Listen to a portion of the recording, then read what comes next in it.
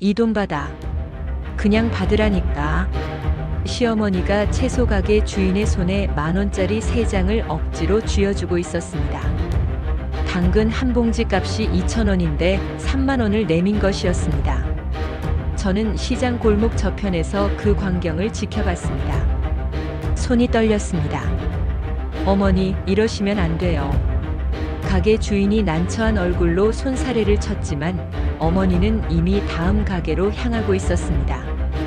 베이지색 바람막이를 입은 70 노인의 뒷모습. 그 손에 들린 지갑에서 10,000원짜리 지폐가 비쳐 보였습니다. 떡집 앞에서도 생선 가게 앞에서도 똑같았습니다. 물건을 사고 값의 몇 배를 건네고 거스름돈을 거부했습니다. 됐어, 그냥 가져.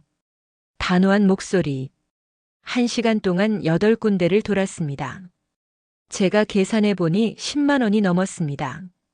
이게 3년째라는 사실을 알게 된 건 그로부터 1시간 후였습니다. 며느리, 어머니가 또 시장에서 돈 뿌리고 다니신대. 그날 아침 남편이 보낸 문자였습니다. 저는 설거지를 하다 말고 물기 묻은 손으로 휴대폰을 집어들었습니다. 화면에 뜬 6글자를 다시 읽었습니다. 또 돈 뿌리고. 손가락 끝이 차가워졌습니다. 싱크대에 고인 물이 배수구로 빠져나가는 소리만 들렸습니다. 시어머니가 전통시장에서 돈을 나눠준다는 소문은 사실 그 전부터 들려왔습니다. 처음엔 누가 과장한 거라고 생각했습니다. 70 넘은 노인네가 길거리에서 돈을 뿌린다니 말이 되나 싶었습니다. 그런데 소문은 점점 구체적으로 변했습니다. 채소 가게 앞에서 생선 코너에서 떡집 입구에서 10,000원짜리 지폐를 한두 장씩 건넨다고 했습니다. 누구한테는 2장, 누구한테는 3장. 남편은 어머니를 찾아가 물었습니다. 엄마, 왜 그래요? 어머니는 웃으며 대답하셨습니다. 그냥 좋아서. 남편은 고개를 저으며 돌아왔습니다. 저는 그날 밤 남편의 얼굴을 봤습니다. 당황한 사람의 얼굴이었습니다. 설명할 수 없는 일 앞에서 어쩔 줄 모르는 얼굴. 저는 휴대폰을 내려놓고 앞치마를 벗었습니다. 시장에 가봐야겠다고 생각했습니다. 직접 보지 않으면 믿을 수가 없었습니다. 아니, 믿고 싶지 않았습니다. 시장은 집에서 버스로 15분 거리에 있었습니다. 오전 10시 시장은 사람들로 붐볐습니다. 비닐 천장 아래로 흐린 햇빛이 걸러져 들어왔습니다. 습기와 생선 비린내, 팥 썩는 냄새가 뒤섞였습니다. 저는 천천히 골목을 걸었습니다. 어머니를 찾는 게 아니라 어머니에 대한 이야기를 찾으러 왔습니다. 또 오셨네. 채소 가게 주인이 누군가에게 말하는 소리가 들렸습니다. 저는 발걸음을 멈췄습니다. 좌판 너머로 익숙한 뒷모습이 보였습니다. 베이지색 바람막이를 입은 시어머니였습니다. 어머니는 당근을 한 봉지 들고 지갑을 열었습니다. 가게 주인이 손을 내저었습니다. 어머니, 됐어요. 그냥 가져가세요. 아니야, 돈 내야지. 어머니는 10,000원짜리 2장을 꺼냈습니다. 당근 한 봉지에 2,000원이면 충분했습니다. 가게 주인은 난처한 얼굴로 손을 내밀었습니다. 어머니는 그 손에 지폐를 쥐어주고는 지갑에서 10,000원짜리 한 장을 더 꺼냈습니다. 이것도. 어머니, 이러시면 안 돼요. 받아. 그냥 받으라니까. 가게 주인은 결국 돈을 받았습니다. 어머니는 만족한 듯 고개를 끄덕이고는 다음 가게로 향했습니다. 저는 그 뒤를 따라갔습니다. 떡집 앞에서도 생선 가게 앞에서도 똑같은 일이 벌어졌습니다. 어머니는 물건값보다 많은 돈을 건넸습니다. 거스름 돈을 주려는 사람에게 손을 내저었습니다. 됐어, 그냥 가져. 목소리는 단호했습니다. 1시간 동안 어머니는 8군데 가게를 돌았습니다. 제가 계산해 보니 적어도 10만 원은 넘게 쓴 것 같았습니다. 장을 본 게 아니었습니다. 돈을 나눠주러 온 것이었습니다. 3달이 아니에요. 시장 입구 떡집 사장님이 말했습니다. 저는 어머니가 시장을 떠난 뒤 그곳을 찾아갔습니다. 사장님은 쉰 중반쯤 돼 보이는 여자였습니다. 앞치마에 밀가루 묻은 손을 닦으며 말을 이었습니다. 3년 됐어요. 처음엔 가끔 그러시나 했는데 요즘은 거의 매일 오세요. 주말 빼고. 매일이요? 네. 아침 일찍 8시쯤 시장 문 열자마자 오시는 날도 있어요. 저는 입술을 깨물었습니다. 3년. 매일. 계산이 빠르게 돌아갔습니다. 하루에 10만 원이면 한 달에 300만 원. 1년이면 3,600만 원. 3년이면 1억이 넘었습니다. 말이 안 됐습니다. 근데 요즘 더 심해졌어요. 사장님이 목소리를 낮췄다. 예전엔 10,000원, 20,000원 정도였는데 요새는 5만 원짜리도 주시거든요. 우리가 안 받는다고 하면 화내세요. 내가 주는데 왜 안 받느냐고. 혹시 무슨 말씀 하시는 거 없으세요? 왜 그러시는지. 글쎄요. 맨날 하시는 말이. 돈은 돌려줘야지. 저는 고개를 들었습니다. 돌려준다고요? 네. 돌려줘야지 돌려줘야 해. 그런 말만 하세요. 무슨 뜻인지는 모르겠고. 사장님은 한숨을 쉬었습니다. 며느리분이시죠? 어머니 좀 말려보세요. 이러다 큰일 나요. 동네에서 소문 다 났어요. 어떤 사람들은 일부러 찾아와요. 돈 받으려고. 집으로 돌아오는 버스 안에서 남편에게 전화를 걸었습니다.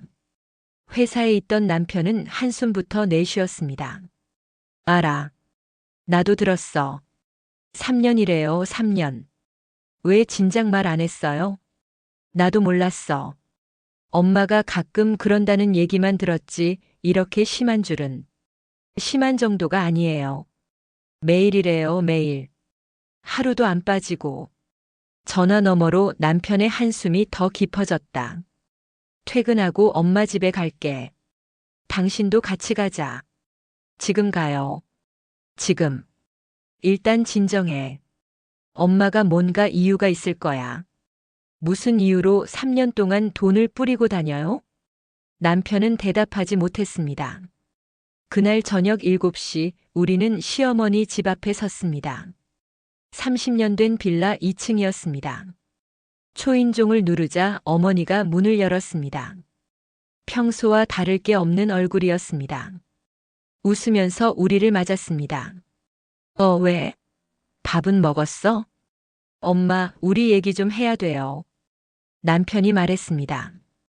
어머니는 고개를 갸웃했습니다. 무슨 얘기? 거실로 들어갔습니다. 장판이 낡아서 모서리가 들떠 있었습니다. 작은 식탁 위에 김치찌개 냄비가 놓여 있었습니다. 혼자 저녁을 먹던 중이었던 모양입니다.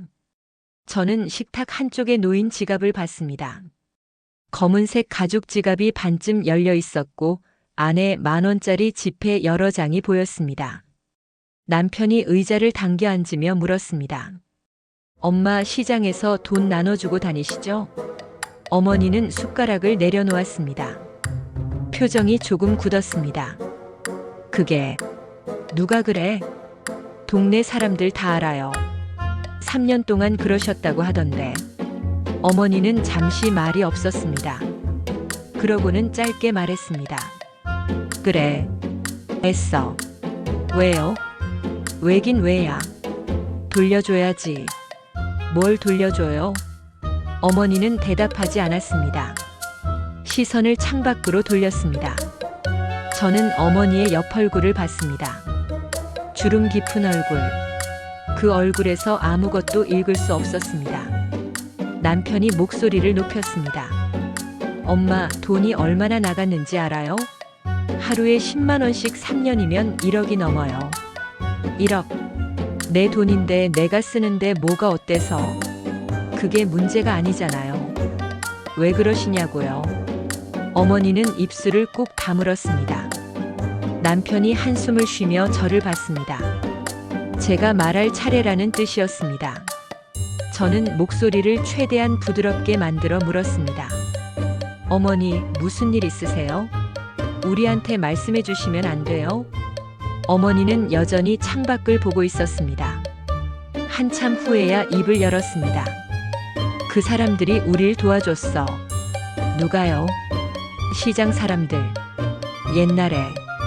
저는 남편과 눈을 마주쳤습니다. 남편도 고개를 갸웃했습니다. 언제요? 무슨 일로요? 어머니는 더 이상 대답하지 않았습니다.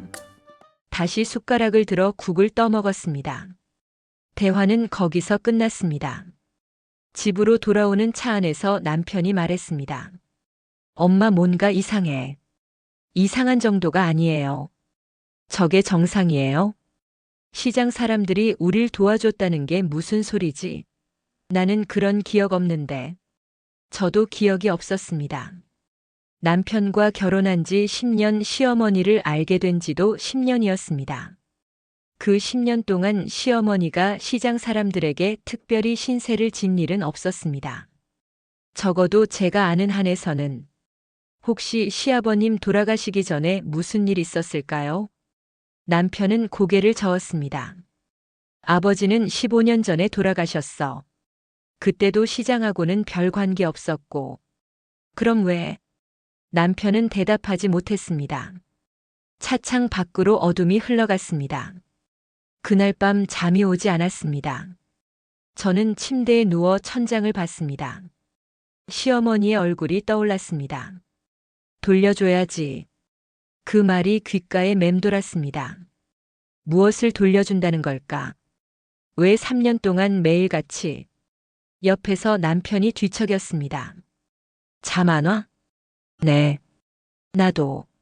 남편이 한숨을 쉬었습니다. 내일 은행 가봐야겠어. 엄마 통장 확인해보게. 그게 되나요? 엄마 동에 받으면 되지. 안 되면 어쩔 수 없고. 저는 고개를 끄덕였습니다. 그리고 물었습니다. 만약에 정말 1억이 넘게 나갔으면 어떡할 거예요? 남편은 한동안 대답하지 않았습니다. 그러고는 작게 말했습니다. 모르겠어. 진짜 모르겠어. 다음 날 오전 남편은 회사에 반차를 내고 시어머니를 찾아갔습니다. 저도 함께 갔습니다. 어머니는 우리를 보고 의아해했습니다. 왜 또 왔어? 엄마, 은행 같이 가요. 은행? 왜? 통장 정리 좀 하게요. 어머니는 고개를 저었습니다. 필요 없어. 엄마, 제발요. 우리가 도와드리게요. 남편이 간곡하게 말했습니다. 어머니는 마지못해 고개를 끄덕였습니다.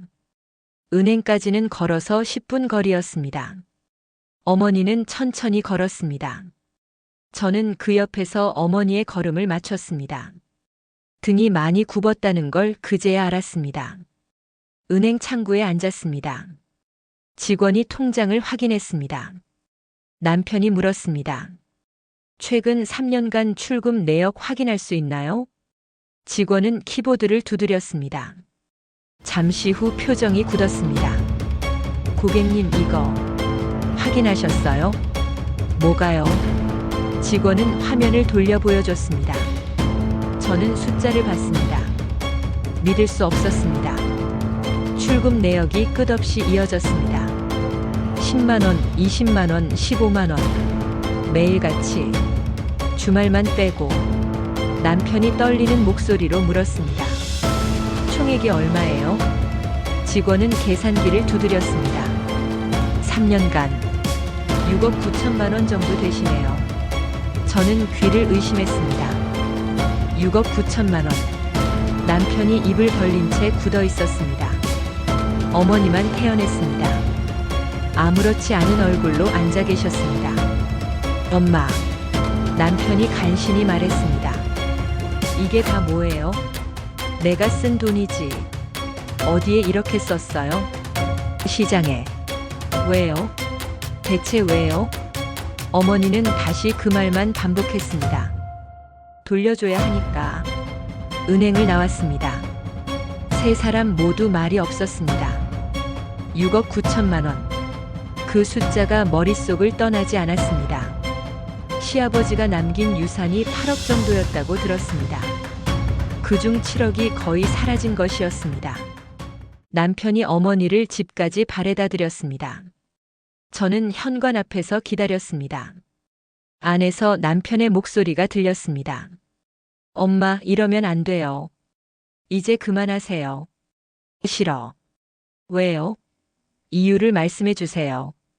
어머니는 대답하지 않았습니다. 남편이 문을 열고 나왔습니다. 얼굴이 창백했습니다. 어떡하지? 저는 대답할 수 없었습니다. 그저 남편의 손을 잡았습니다. 그날 저녁 우리는 식탁에 마주 앉았습니다. 저녁을 차려놓았지만 둘 다 수저를 들지 않았습니다. 엄마 통장 막아야 할까? 남편이 물었습니다. 그게 되나요? 성년후견인 신청하면 되긴 하는데. 그럼 어머니가 완전히 무능력자가 되는 거잖아요. 남편은 머리를 감싸 쥐었습니다. 그럼 어떡해? 이대로 두면 다 없어져. 남은 돈이 얼마예요? 한 5천만 원? 그것도 다른 통장 합쳐서 5천만 원. 7억에서 5천만 원이 남았습니다. 저는 속이 메스꺼웠습니다. 일단 엄마 설득해보자. 계속 얘기해서 이유를 알아내면 뭔가 방법이 있을지도 몰라. 남편이 말했습니다. 저는 고개를 끄덕였습니다. 하지만 확신이 없었습니다. 시어머니는 설득될 사람처럼 보이지 않았습니다. 그날 밤 저는 또 잠들지 못했습니다. 돌려줘야 한다. 그 말이 계속 맴돌았습니다. 무엇을, 왜, 누구에게? 답이 없었습니다. 새벽 4시 휴대폰이 울렸습니다. 남편의 전화였습니다. 엄마가 안 보여. 네. 아까 전화했는데 안 받으셔서 집에 갔더니 없어. 문은 잠겨 있고. 지금 몇 시인데요? 밤인데. 나도 알아. 일단 나와봐. 시장 쪽으로 가보게. 저는 옷을 걸치고 뛰쳐나갔습니다. 택시를 잡아 타고 시장으로 향했습니다. 새벽의 시장은 텅 비어 있었습니다. 가로등 불빛만 희미하게 골목을 비췄습니다. 남편이 저 멀리서 손전등을 흔들고 있었습니다. 못 찾겠어. 남편의 목소리가 떨렸습니다. 경찰 불러야 하나? 저는 고개를 끄덕였습니다. 그때 골목 저편에서 인기척이 들렸습니다. 우리는 동시에 그쪽으로 고개를 돌렸습니다. 희미한 그림자 하나가 천천히 걸어오고 있었습니다. 어머니였습니다.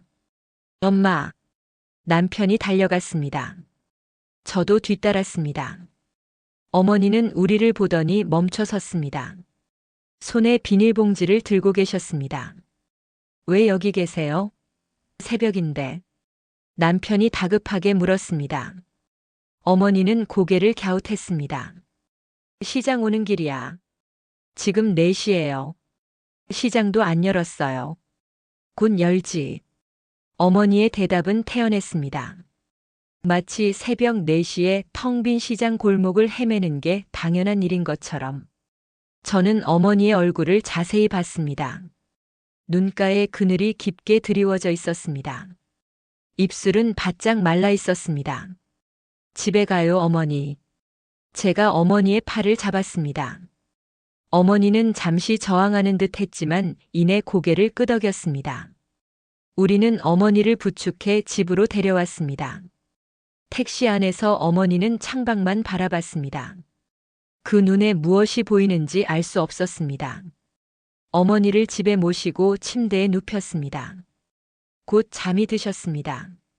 저희는 거실에 앉아 있었습니다. 말이 없었습니다. 새벽 5시. 창밖이 서서히 밝아오고 있었습니다. 병원에 모셔가야 할 것 같아. 남편이 말했습니다. 저도 그렇게 생각했습니다. 이건 정상이 아니었습니다.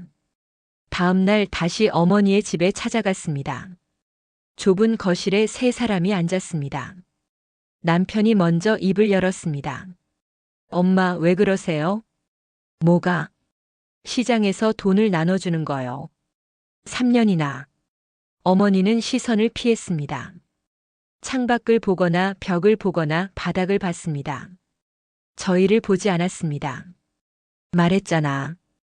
돌려줘야 한다고. 뭘 돌려주는데요? 시장 사람들이 우리한테 뭘 해줬다고요? 남편의 목소리가 커졌습니다. 저는 남편의 팔을 잡았습니다. 어머니가 움찔했습니다. 옛날에 우리 식구가 어려울 때 어머니가 작은 소리로 말했습니다. 옛날이 언제예요? 아버지 돌아가시기 전이요? 그래. 그때 시장 사람들이 뭘 해줬는데요? 어머니는 다시 입을 다물었습니다. 더 이상 말하지 않았습니다. 아무리 물어도 같은 대답만 반복했습니다. 돌려줘야지. 그 사람들 덕분에 먹고 살았어. 저는 답답했습니다. 시아버지는 15년 전에 돌아가셨습니다. 평범한 회사원이었고 병으로 세상을 떠났습니다. 보험금이 나왔다는 이야기는 들었습니다. 8억 정도. 그게 어머니의 노후 자금이었습니다. 아니, 자금이어야 했습니다. 엄마, 이제 그만하세요. 제발요. 남편이 애원하듯 말했습니다. 남은 돈이 얼마 없어요. 5천만 원밖에 안 남았어요. 그럼 그걸로 살면 되지. 어머니의 대답은 너무 단순했습니다. 5천만 원. 70 넘은 노인이 앞으로 살아갈 돈. 의료비도 생활비도 만약의 경우도 생각해야 하는데 5천만 원이 어떻게 충분할 수 있습니까? 안 돼요. 더 쓰시면 안 돼요. 내 돈인데 왜 내가 참견해? 어머니가 화를 냈습니다. 처음 보는 모습이었습니다. 언제나 온화하고 조용했던 시어머니. 그 얼굴이 일그러졌습니다. 참견이 아니라 걱정이에요. 남편도 소리를 질렀습니다. 저는 두 사람 사이에 앉아 숨도 제대로 쉴 수 없었습니다. 나가. 둘 다 나가. 어머니가 말했습니다. 떨리는 손으로 현관을 가리켰습니다. 저희는 어쩔 수 없이 일어났습니다. 저는 어머니를 봤습니다. 어머니도 저를 봤습니다. 그 눈에 무언가가 있었습니다. 두려움 같은 것. 아니면 슬픔. 문을 닫고 나왔습니다. 계단을 내려가는데 다리에 힘이 없었습니다. 남편이 벽에 기댔습니다. 어떡하지? 남편의 목소리가 갈라졌습니다. 저는 대답할 수 없었습니다. 그날 밤 저희는 대책을 논의했습니다. 식탁에 노트북을 펼쳐놓고 검색했습니다. 노인 재산 보호 성년 후견제도 치매 초기 증상. 화면을 보면 볼수록 막막했습니다. 통장을 막을 수 있을까? 남편이 물었습니다.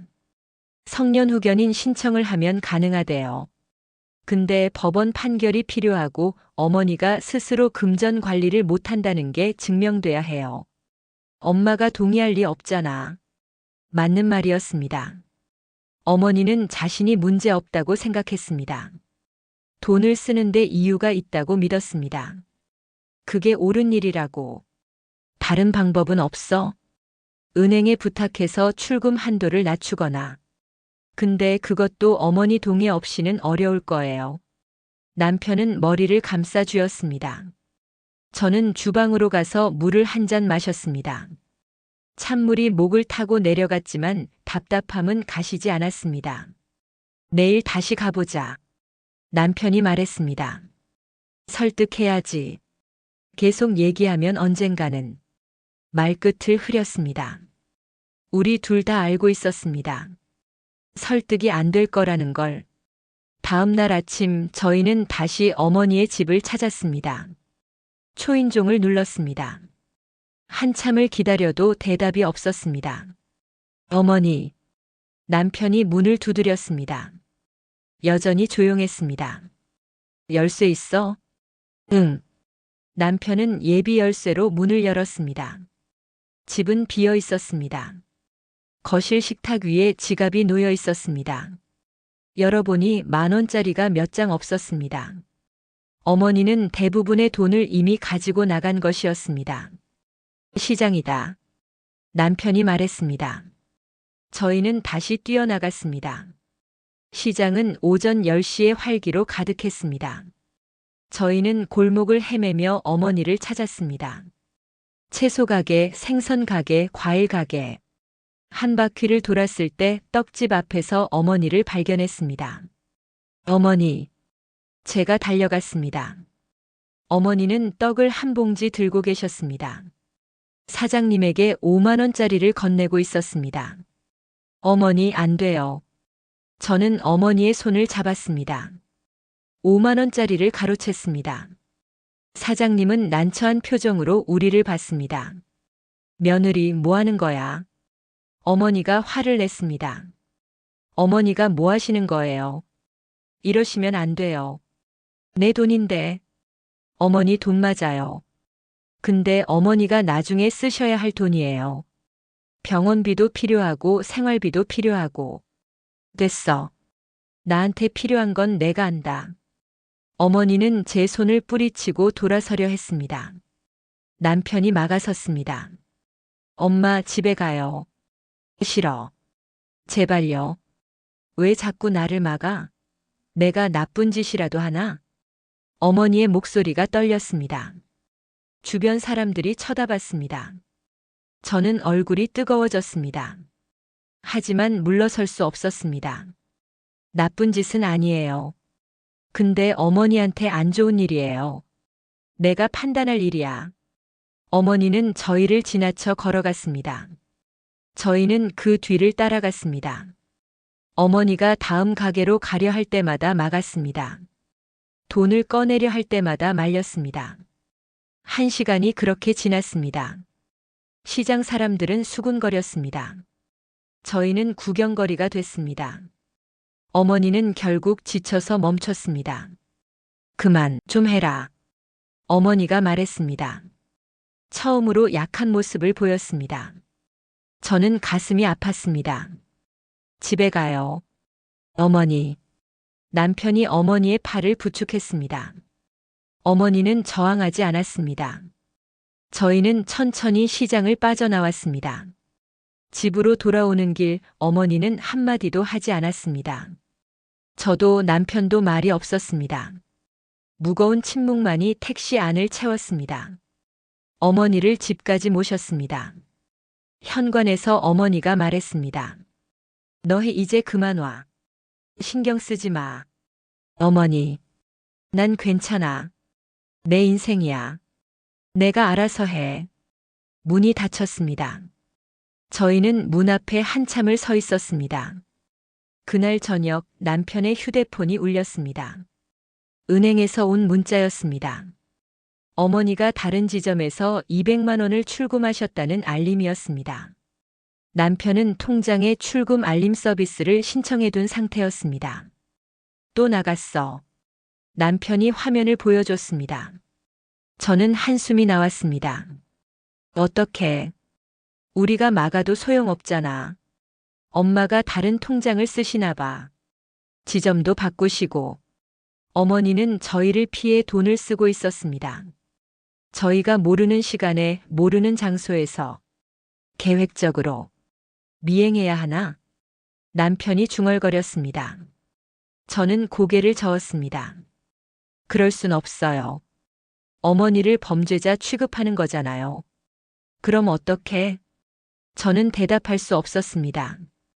다음 날도 그 다음 날도 출금 알림이 왔습니다. 50만 원, 30만 원, 100만 원. 어머니는 멈추지 않았습니다. 저희가 설득하는 동안만 잠시 멈췄다가 혼자가 되면 다시 시작했습니다. 일주일 후 저희는 다시 은행을 찾았습니다. 이번엔 지점장을 만났습니다. 어머니의 출금을 제한할 방법이 없을까요? 남편이 물었습니다. 지점장은 난처한 표정을 지었습니다. 본인의 동의 없이는 어렵습니다.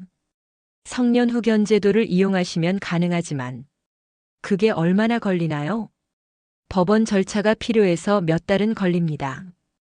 그리고 의사 진단서도 필요하고요. 몇 달. 그동안 남은 돈마저 다 없어질 것 같았습니다. 다른 방법은요? 본인께서 직접 한도를 설정하시거나 정기예금으로 묶어두시면. 하지만 그것도 본인이 원하셔야 합니다. 결국 어머니의 동의가 필요했습니다. 어머니가 거부하는 한 저희가 할 수 있는 일은 없었습니다. 은행을 나와 저희는 카페에 앉았습니다. 커피를 시켰지만 마시지 않았습니다. 병원에 모셔가야 할까? 남편이 말했습니다. 혹시 치매 초기 증상이면 진단서를 받을 수 있잖아. 어머니가 가실까요? 설득해야지. 하지만 우리 둘 다 알고 있었습니다. 쉽지 않을 거라는 걸. 그날 저녁 다시 어머니를 찾아갔습니다. 이번엔 저 혼자 갔습니다.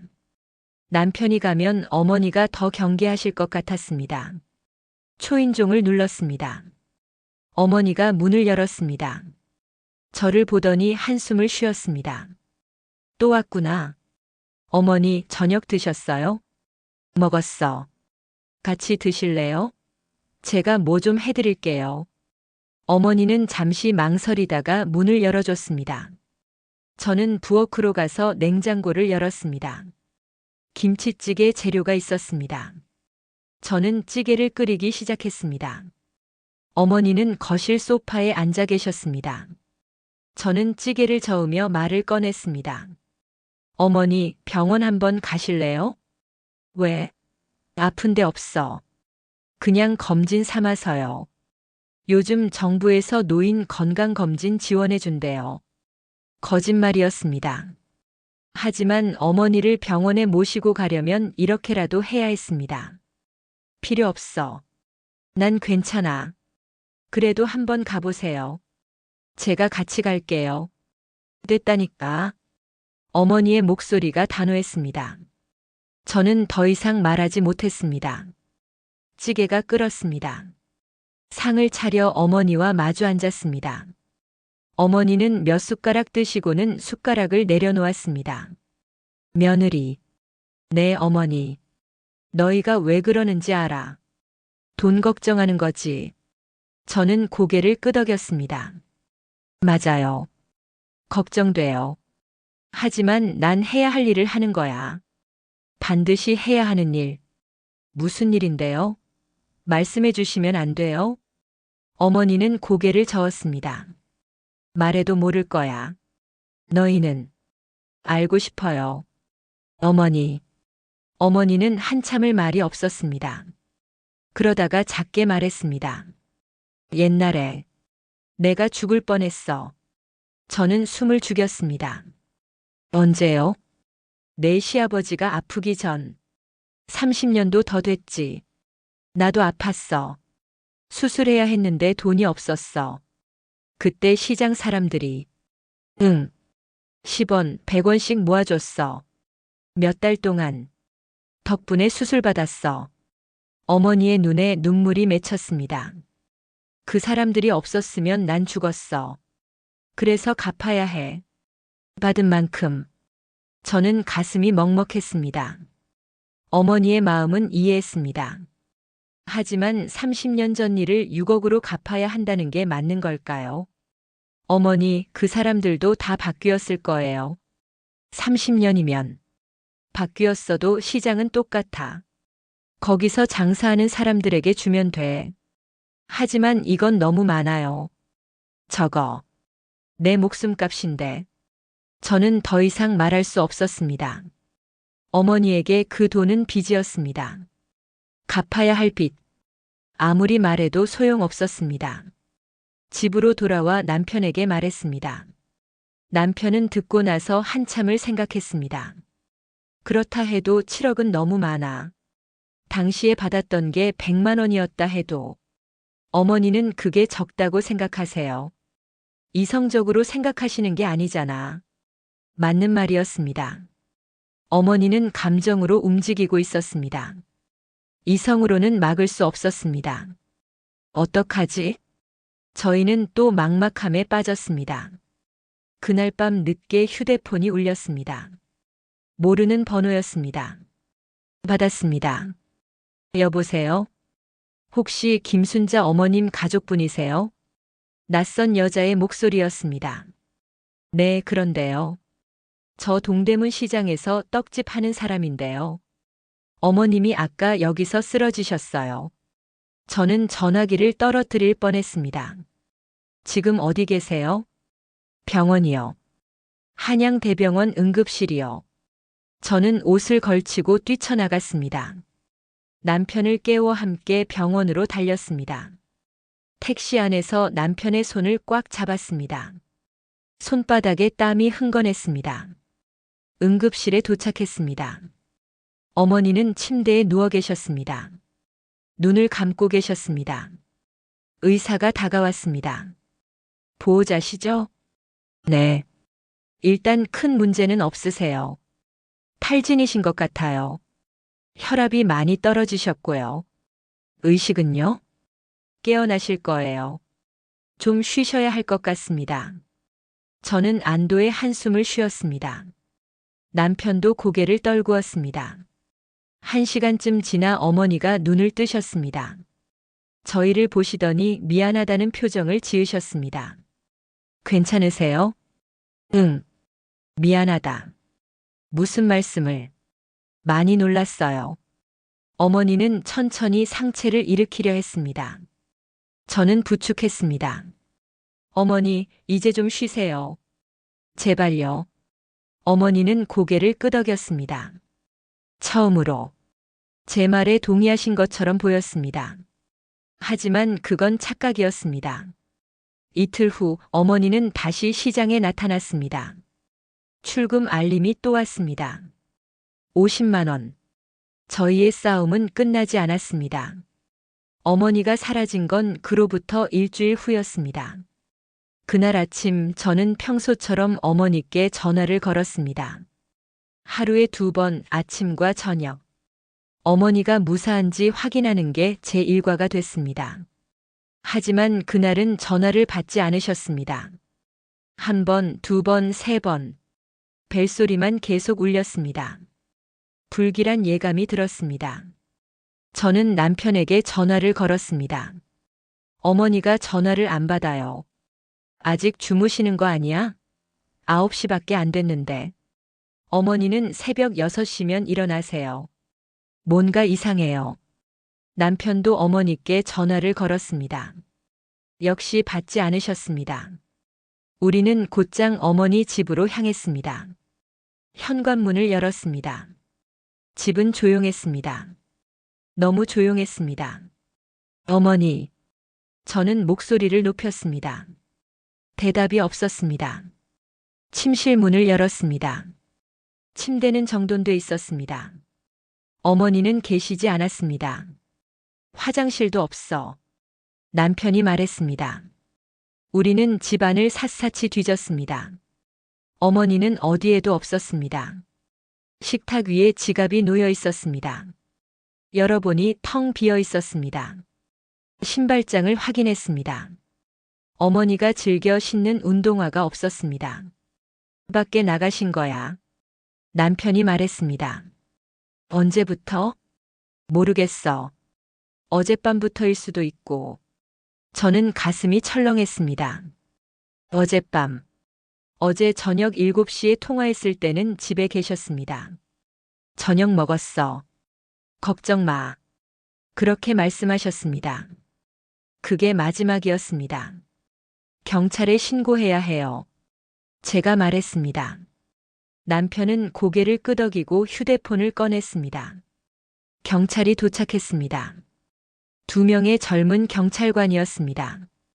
그들은 어머니의 사진을 받아들고 몇 가지 질문을 했습니다. 어머님이 치매가 있으세요? 아직 진단받지는 않았는데. 의심되는 증상이 있어요. 남편이 대답했습니다. 어떤 증상인가요?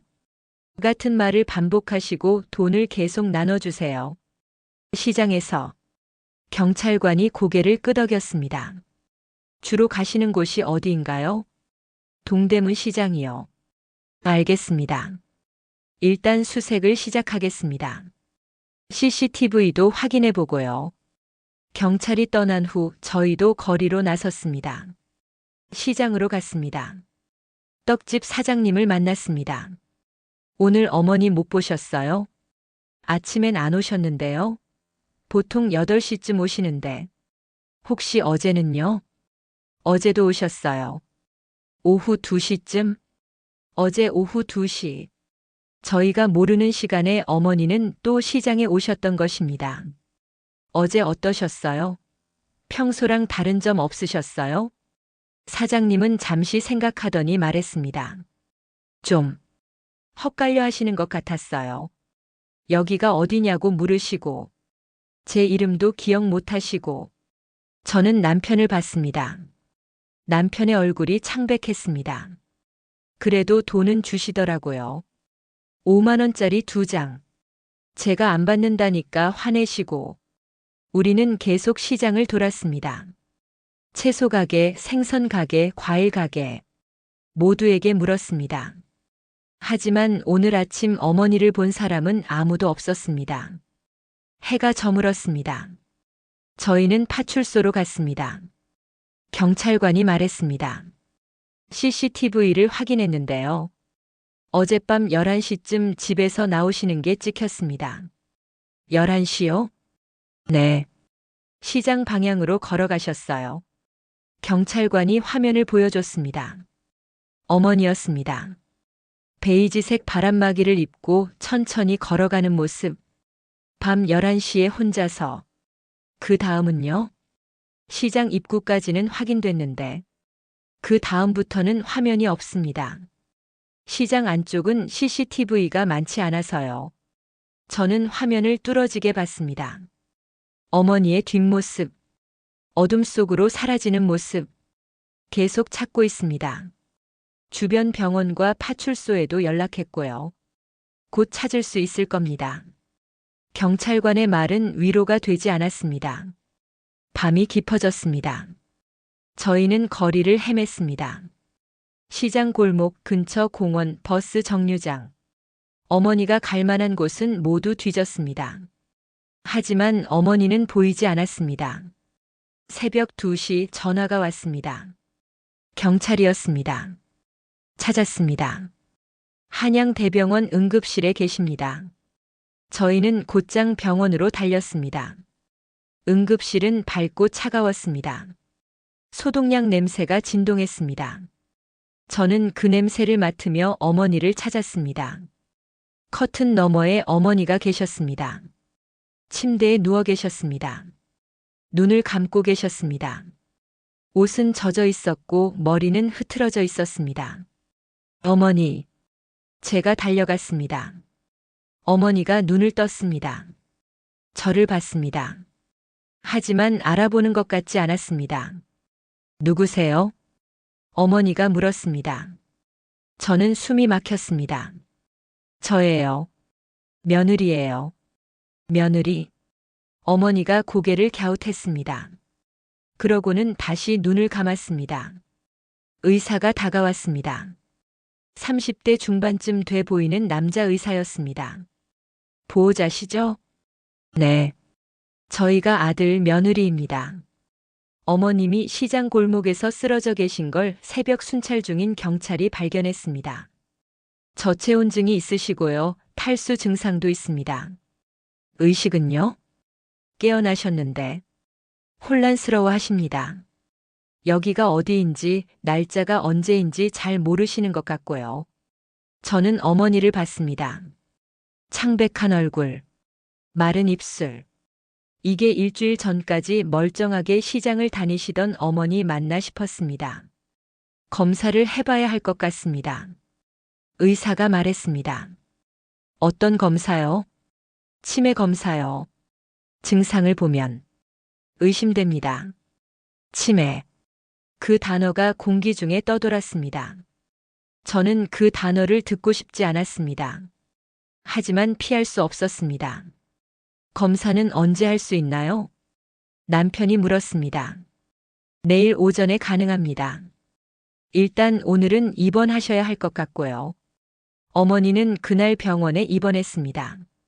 저희는 병실에서 밤을 지새웠습니다. 어머니는 자다 깨다를 반복했습니다. 깰 때마다 다른 말을 했습니다. 집에 가야 해. 시장에 가야 해. 돈 줘야 해. 돌려줘야 해. 같은 말. 계속 반복되는 말. 저는 어머니의 손을 잡았습니다. 차갑고 마른 손. 그 손에서 힘이 느껴지지 않았습니다. 다음 날 오전 검사가 시작됐습니다. 어머니는 검사실로 들어갔습니다. 저희는 밖에서 기다렸습니다. 1시간이 지났습니다. 2시간이 지났습니다. 검사가 끝났습니다. 의사가 우리를 상담실로 불렀습니다. 검사 결과가 나왔습니다. 의사가 서류를 펼쳤습니다. 알츠하이머형 치매로 진단됩니다. 중등도 단계입니다. 중등도. 초기도 아니고 중등도. 저는 그 말을 소화할 수 없었습니다. 언제부터였을까요? 남편이 물었습니다. 정확히는 알 수 없지만 증상을 보면 최소 1년은 됐을 것 같습니다. 어쩌면 더 오래됐을 수도 있고요. 1년. 어쩌면 더. 그 시간 동안 어머니는 혼자 아파하고 계셨던 것입니다. 저희는 몰랐습니다. 아니, 모른 척 했습니다. 치료는 어떻게 해야 하나요? 약물 치료를 시작해야 합니다. 그리고 혼자 생활하기는 어려울 것 같습니다. 의사의 말은 명확했습니다. 어머니는 이제 혼자 살 수 없다는 것. 요양원을 알아보셔야 할 것 같습니다. 요양원. 저는 그 단어를 들으며 가슴이 무너졌습니다. 병실로 돌아왔습니다. 어머니는 창밖을 보고 계셨습니다. 저는 어머니 옆에 앉았습니다. 어머니. 어머니가 저를 봤습니다. 이번엔 알아보는 것 같았습니다. 며느리구나. 네. 미안하다. 왜요? 걱정 끼쳤지. 저는 눈물이 났습니다. 참으려 했지만 참을 수 없었습니다. 괜찮아요. 어머니가 무사하셔서 다행이에요. 어머니가 제 손을 잡았습니다.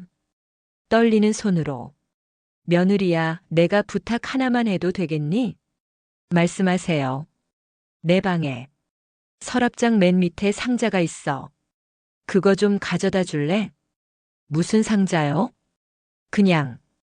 중요한 거야. 저는 고개를 끄덕였습니다. 그날 오후 저는 어머니 집으로 갔습니다. 남편은 병원에 남아 어머니를 지켰습니다.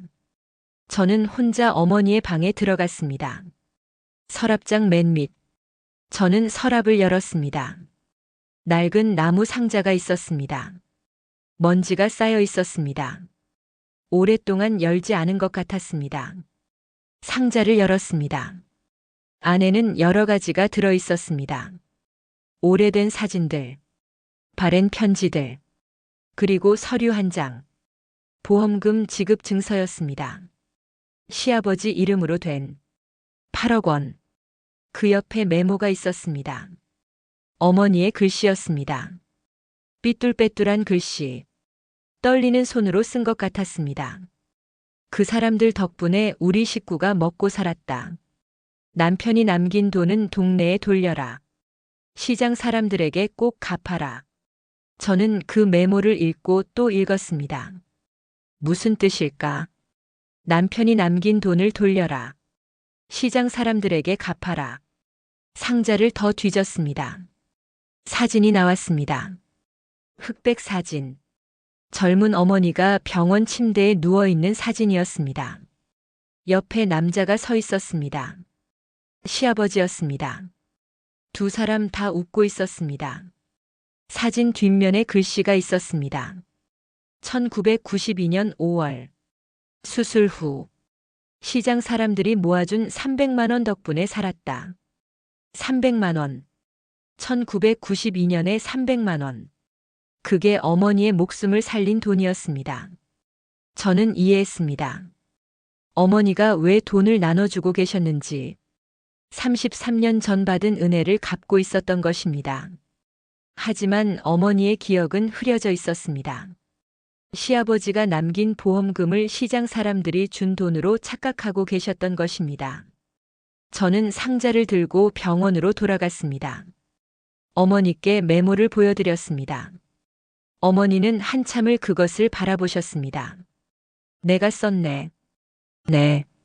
언제 썼지? 모르겠어요. 하지만 어머니 이건. 저는 말을 멈췄습니다. 뭐라고 말해야 할까? 어머니가 착각하고 계시다고. 보험금은 시장 사람들이 준 게 아니라고. 어머니 300만 원은 맞아요. 시장 사람들이 모아주신 거. 근데 8억은 남편이 남긴 거지. 어머니가 말했습니다. 명료한 목소리로. 알아. 보험금이야. 근데 그것도 그 사람들 덕분이야. 무슨 뜻이에요? 남편이 아팠을 때 병원비가 없었어. 시장 사람들이 또 도와줬어. 그때도 돈을 모아줬지. 그 덕에 남편이 1년을 더 살았어. 어머니의 눈에 눈물이 맺혔습니다. 그 사람들이 없었으면 우리 가족은 진작 무너졌어. 그러니까 갚아야지. 저는 아무 말도 할 수 없었습니다. 어머니의 기억이 맞는지 틀린지는 중요하지 않았습니다. 어머니에게는 그게 진실이었습니다. 평생 가슴에 품고 살아온 빚. 그걸 갚으려 애쓰고 계셨던 것입니다. 어머니. 응? 이제 그만하셔도 돼요. 충분히 갚으셨어요. 어머니는 고개를 저었습니다. 아니야. 아직 부족해. 6억 9천만 원이에요. 충분해요. 내 목숨값인데 어떻게 충분해. 저는 더 이상 말할 수 없었습니다.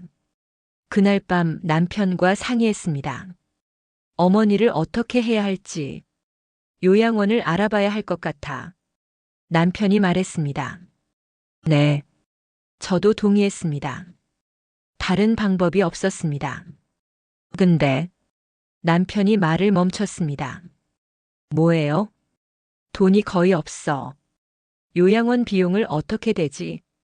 맞는 말이었습니다. 5천만 원. 그것도 요양원 입소비와 몇 달치 비용이면 바닥날 금액이었습니다. 우리가 부담해야죠. 제가 말했습니다. 우리도 여유가 없잖아. 그래도 어머니잖아요.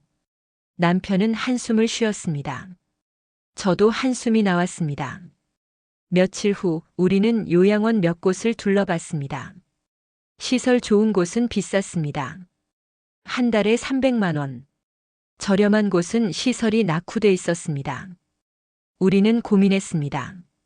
결국 한 달에 200만 원 하는 곳으로 정했습니다. 시설은 그럭저럭 괜찮았습니다. 어머니 혼자 쓰는 방이 있고 간호사도 상주했습니다. 계약서에 서명했습니다. 입소 날짜를 잡았습니다.